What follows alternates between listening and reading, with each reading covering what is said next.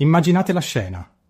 Un uomo di 73 anni varca la soglia del pronto soccorso. Un evento ordinario, uno dei tanti che accadono ogni giorno nelle strutture del nostro sistema sanitario.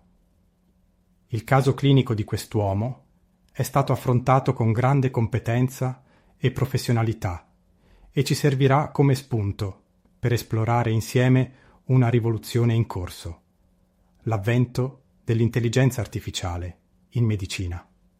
Ho fatto un esperimento. Ho preso questo caso clinico, esattamente come mi è stato raccontato da chi lo ha gestito in prima persona, e l'ho sottoposto a uno dei più avanzati modelli di intelligenza artificiale generativa. Un sistema che non si limita a fornire risposte, ma che mostra anche il suo processo di ragionamento, la funzione chiamata thinking.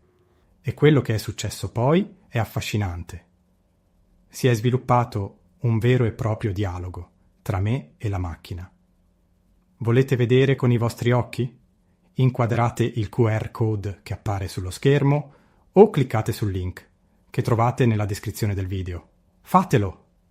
Mettete in pausa questo video, esaminate il materiale e poi tornate qui. È necessario farlo per comprendere quello che segue. Fatto? Perfetto. Adesso continuiamo.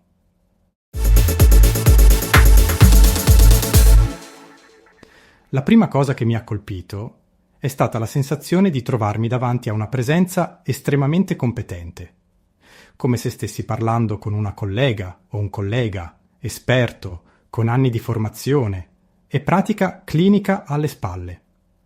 Non una semplice enciclopedia, ma qualcuno in grado di ragionare sui dati, formulare ipotesi, proporre diagnosi. Ma attenzione, questo sistema non è infallibile. Ha commesso un errore. E questo è un dettaglio cruciale della nostra storia. Quando gliel'ho fatto notare, ha fatto qualcosa di sorprendentemente umano. Ha ammesso l'errore, si è corretto e ha fornito le risposte appropriate. Questo mi ha fatto sorgere spontanea una domanda. Perché non ha fornito le informazioni corrette fin dall'inizio? Al di là di quel singolo errore, l'intero approccio diagnostico della macchina era solido, metodico, razionale. Come avere al proprio fianco un consulente esperto con cui confrontarsi quotidianamente. Un alleato nelle trincee della medicina d'urgenza. Pensateci un attimo.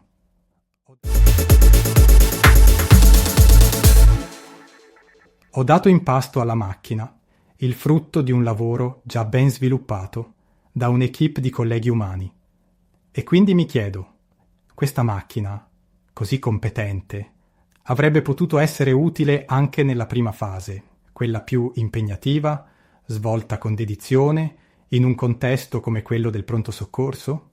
Un ambiente dove si fanno permanentemente i conti con innumerevoli richieste di soccorso, corse contro il tempo, fatica fisica e mentale, risorse limitate? L'ho chiesto alla macchina e mi ha risposto di sì, a patto che si sviluppi un corrispondente ed adeguato approccio formativo e culturale da parte di noi umani.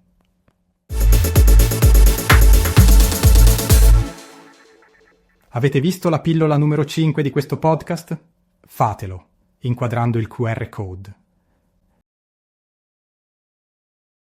Vi è chiara la metafora dell'orologio e dell'ora esatta? L'intelligenza che ho consultato per questo caso clinico è in grado di verificare che l'orologio segni l'ora esatta ed è consultabile da chiunque. Prelude a un profondo cambiamento di paradigma? Credo proprio di sì. Qualcuno obietterà: non so come sia stata addestrata questa macchina. Ci saranno vizi di formazione. È vero, ma considerate due aspetti fondamentali. Primo, questi sistemi generativi non sono stati concepiti specificamente per scopi medici.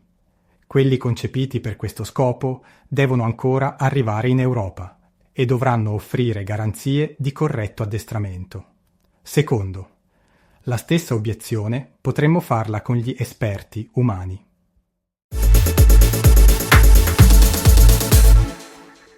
Il nostro esempio clinico mostra, in modo lampante, la necessità di mantenere coerenza e integrità dell'intero percorso medico, conciliandolo con l'inevitabile frammentazione in luoghi, tempi ed operatori differenti che intervengono per prendersi cura del paziente. Nell'epoca in cui le tecnologie digitali ci aiutano a svolgere compiti cognitivi o, nel caso dell'intelligenza artificiale, li svolgono autonomamente, è lecito pensare che questa necessità richieda modelli organizzativi, risorse e strumenti da riprogettare fin dalle fondamenta.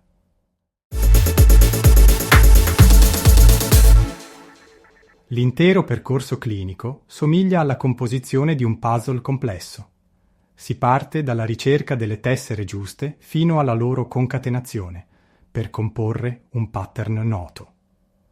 Le tessere sono elementi di natura diversa, la cui produzione richiede risorse, tempi e competenze differenti. Pensate alla rilevazione del segno di Kussmaul o all'esecuzione di una PET. Si tratta di elementi che devono essere liberati dalle rispettive valenze nostalgico-storiche e considerati esclusivamente in rapporto al loro contenuto informativo e al peso del loro contributo nel rendere efficace ed efficiente l'intero processo.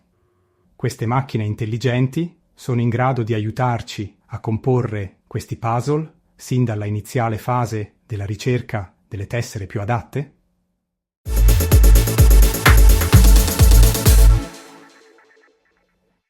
Che a sostenere gli oneri economici del sistema sanitario siano risorse pubbliche o private è solo uno degli aspetti del problema.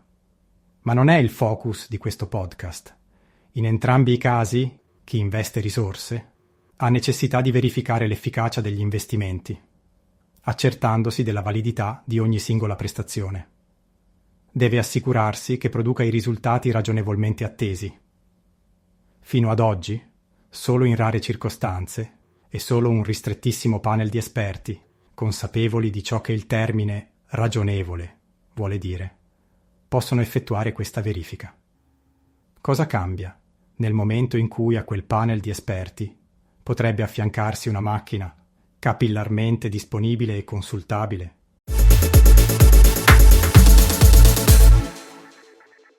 Immaginiamo uno scenario provocatorio. Supponiamo che solo una piccolissima porzione dell'intera popolazione disponga delle risorse necessarie per il funzionamento dell'intero apparato sanitario e che decida di crearsi un sistema ad hoc estremamente elitario. L'esito fallimentare di quella scelta non sfuggirebbe a chi, in quella minuscola porzione di mondo privilegiato, è sufficientemente istruito e consapevole. Perché solo analizzando l'immensa mole di dati, frammentati nell'intera comunità globale, minuscole briciole informative, incastonate in ciascun soggetto, tutte essenziali, si può estrarre la conoscenza necessaria a curare anche se stessi. Solo prendendosi cura dell'intera comunità, la minoranza privilegiata potrà goderne i frutti. E solo queste macchine saranno capaci di farlo, di scovare e mettere insieme quelle innumerevoli briciole informative per costituire l'immenso patrimonio di conoscenze mediche che è lecito attendersi nel prossimo futuro, a patto di costruire un sistema adatto a questo scopo.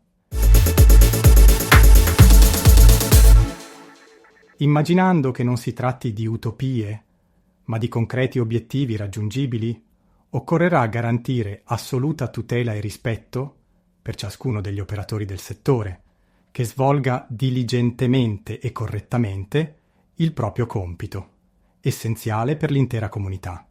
Questi strumenti di intelligenza artificiale potrebbero essere la chiave di volta per raggiungere questo scopo. E qui si apre il vero dibattito sul futuro della medicina, nell'era dell'intelligenza artificiale.